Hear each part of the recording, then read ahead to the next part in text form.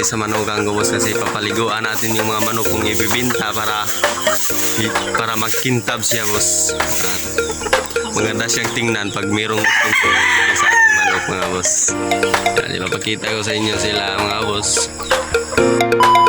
Siyempre yan boss, yan na po ang gagamitin nating tubig, at siyempre may sabon din tayong panghalo para matanggal yung mga cotton nila mo boss. At siyempre mga boss, ayan na yung ating ibibinta. Siyempre papaliguan natin para makita balahibo nila, para mas magandang tingnan kung sinong gustong bumili, at nandun pa yung isa nandun sa ibabaw mga boss. At saka kung sinong gustong bumili, mas kintab siyang tingnan mga boss.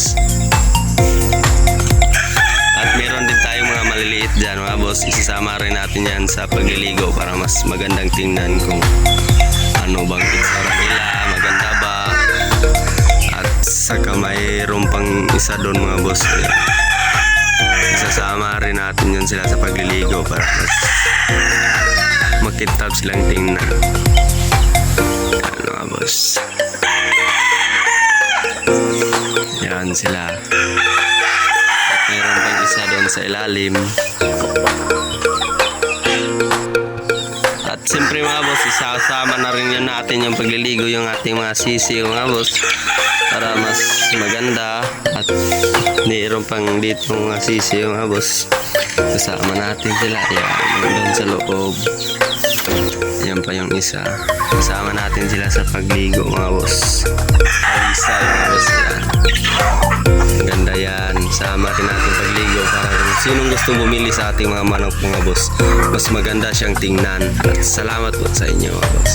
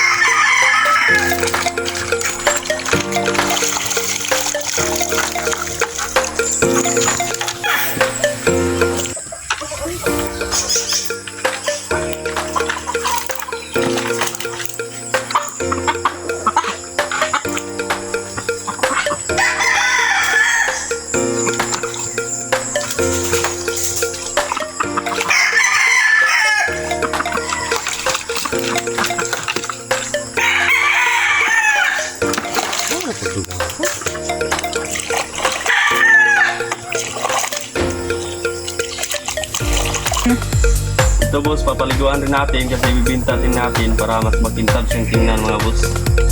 Ayan.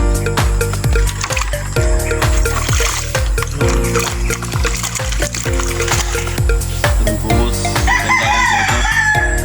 Paliguan rin natin.